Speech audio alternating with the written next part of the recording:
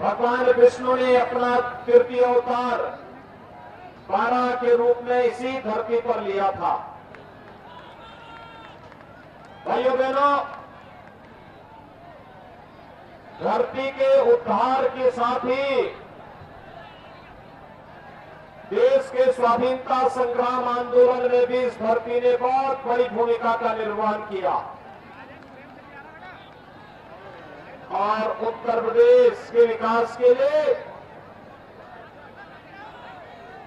जिन्होंने अपनी कर्मभूमि के रूप में कासगंज, एटा, अलीगढ़ और आसपास के क्षेत्र को चुना था, ऐसे स्वर्गीय बाबूजी कल्याण सिंह जी की भी स्मृतियां इस धरती से जुड़ी हुई है। आज के इस अवसर पर मैं इस धरती को कोटि कोटि नमन करते हुए स्वर्गीय बाबूजी को विनम्र श्रद्धांजलि अर्पित करता हूं। भाइयों बहनों, भारतीय जनता पार्टी की डबल इंजन की सरकार ने सदैव आस्था का सम्मान किया है। यह आस्था का सम्मान चाहे वह एक भव्य काशी के निर्माण के लिए काशी विश्वनाथ धाम के निर्माण का कार्यक्रम रहा हो या फिर दिव्य अयोध्या के निर्माण का कार्य, और चाहे वह सजरई मथुरा हो, तो फिर सौरव उससे कैसे वंचित रह सकता है। यह हमारा सौभाग्य है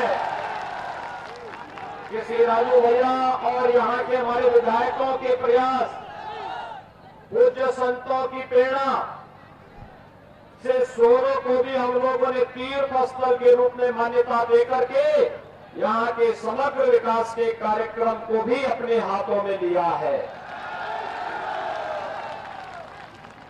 आखिर हो क्यों ना, क्योंकि आस्था का तो सम्मान है ही, श्रद्धालुओं की आस्था को तो सम्मान है ही। इन तीर्थ स्थलों में हमारी आस्था जुड़ी है, लेकिन साथ साथ हमारे युवाओं के लिए रोजगार की भी असीम संभावनाएं जुड़ी हुई है, असीम संभावनाएं जुड़ती हैं। इन सबको समेटे हुए आज उत्तर प्रदेश लगातार तीर्थ धामों के सुंदरीकरण और उनके पुनरुद्धार का कार्यक्रम आगे कर रहा है। भाइयों बहनों, आप सबका सौभाग्य है ऐसे पवित्र क्षेत्र में जन्म लेने और यहां के माध्यम से भारतीय जनता पार्टी के समर्थक और कार्यकर्ता के रूप में पार्टी की सेवा करने और प्रदेश और देश की सेवा करने का अवसर प्राप्त हो रहा है। मैं इसके लिए आप सभी का हृदय से अभिनंदन करता हूं, आप सभी का स्वागत करता हूं। भाइयों बहनों, आज हम सब इस बारे में जानते हैं 2017 में आप सबने प्रधानमंत्री मोदी जी के आह्वान पर भारतीय जनता पार्टी की प्रचंड बहुमत की सरकार बनाई थी। भाइयों बहनों, भारतीय जनता पार्टी की प्रचंड बहुमत की सरकार ने आपने जो कहा था वो करके दिखाया है, और भारतीय जनता पार्टी जो कहती है वो करके दिखाती है। हमने कहा था हम कानून का राज लाएंगे, बेटियों की सुरक्षा की पुख्ता व्यवस्था करेंगे, गुंडागिर्दी और अराजकता पे लगाम लगाएंगे, दंगों का दंगा मुक्त और भय मुक्त प्रदेश बनाने का कार्य करेंगे। आज जब 5 साल के अपने लेखा जोखा के बाद हम सब आपके बीच आए हैं, आज मैं कह सकता हूं उत्तर प्रदेश में 5 वर्ष में एक भी दंगा नहीं हुआ।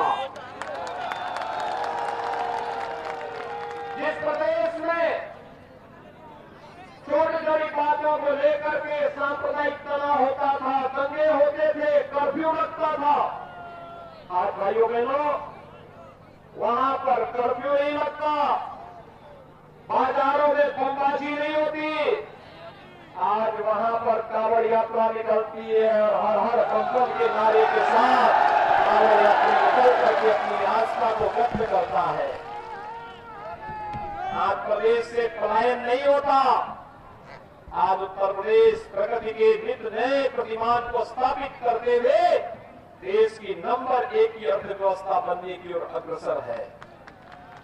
अलीगढ़ में राजा महेंद्र प्रताप सिंह जी के नाम पर विश्वविद्यालय की स्थापना, एटा में वीरांगना उनकी बाई जी के नाम पर मेडिकल कॉलेज की स्थापना, बुलंदशहर में बाबूजी कल्याण सिंह जी के नाम पर मेडिकल कॉलेज के निर्माण की कार्रवाई,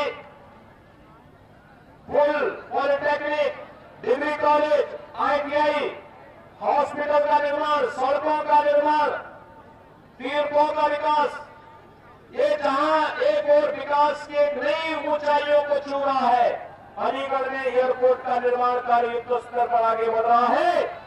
तो भाइयों बहनों, दूसरी ओर गरीब कल्याणकारी योजनाओं के माध्यम से भी हर एक गांव के विकास, हर एक अन्नदाता किसान के जीवन में खुशहाली लाने, हर एक नौजवान को रोजगार प्रदान करने की दिशा में, हर एक महिला को सम्मान और स्वावलंबन के साथ आगे बढ़ने के कार्यक्रम को आगे बढ़ाने का कार्य सरकार कर रही है।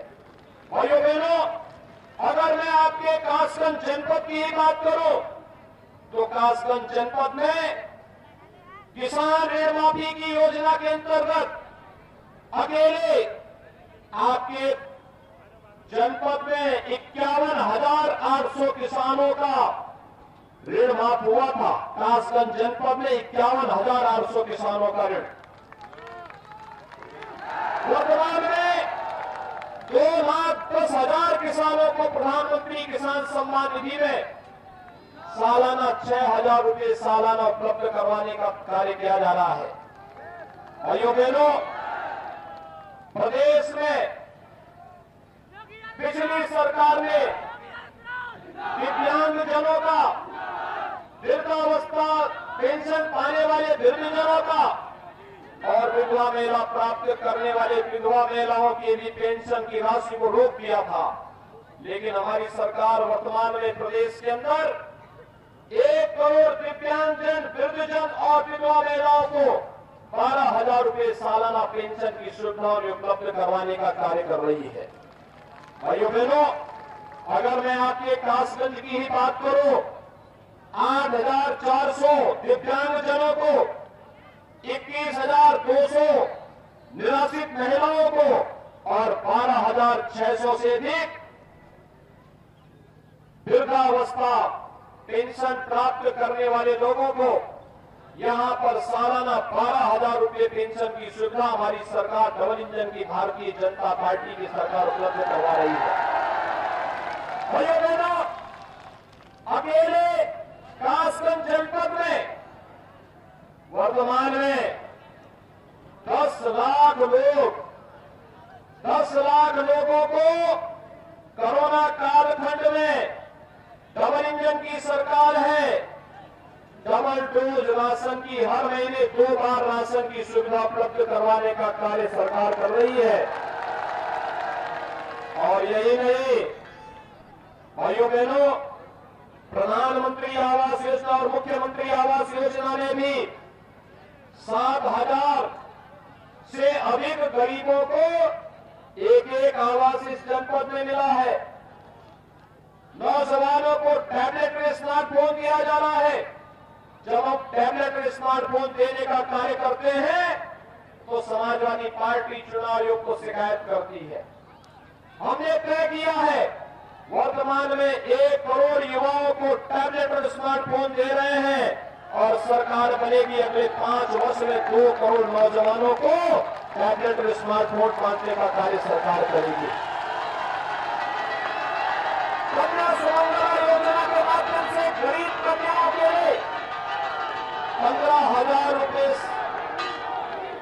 जन्म से लेकर के स्नातक तक की पढ़ाई का पैकेज हो, या फिर गरीब कन्याओं की शादी के लिए सामूहिक विवाह की योजना ये सभी कार्यक्रम आज सरकार के हिस्से, सरकार की संवेदना गांव के विकास के लिए है, गरीब के कल्याण के लिए है, महिलाओं के स्वावलंबन के लिए है, नौजवान के रोजगार के लिए है, अन्नदाता किसानों की खुशहाली के लिए है, व्यापारियों की सुरक्षा और बेटियों की सुरक्षा के प्रति है।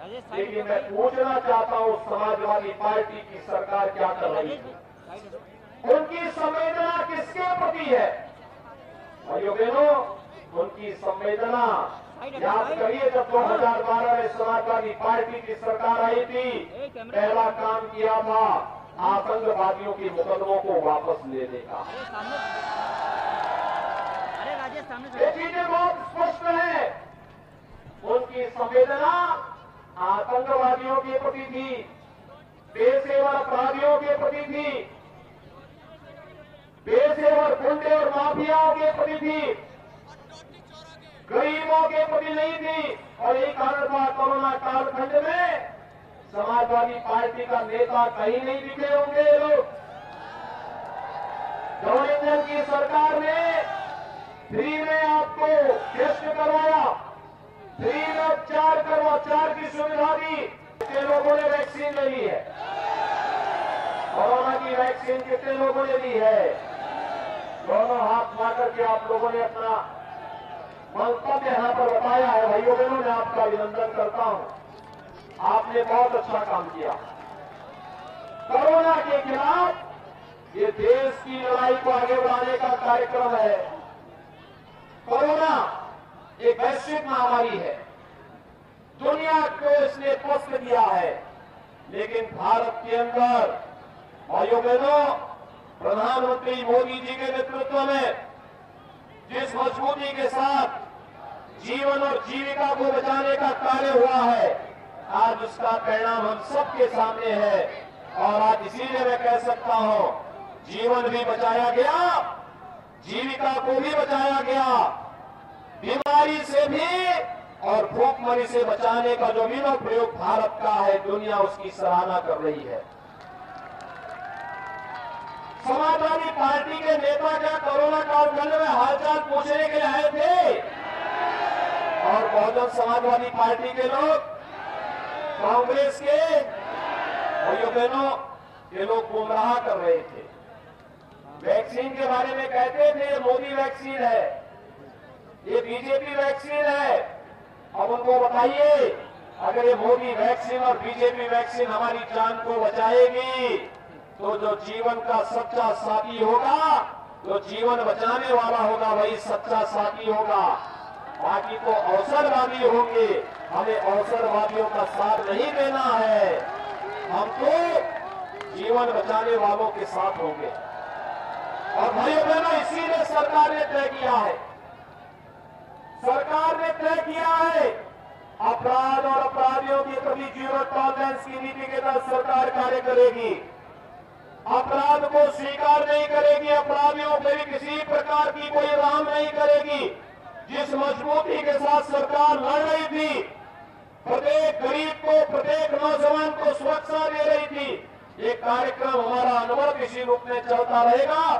आज यही आह्वान करते हुए मेरी आप सबसे विनम्र अपील है, भारतीय जनता पार्टी ने अपने सहयोग्य प्रत्याशी आपके बीच में दिए हैं।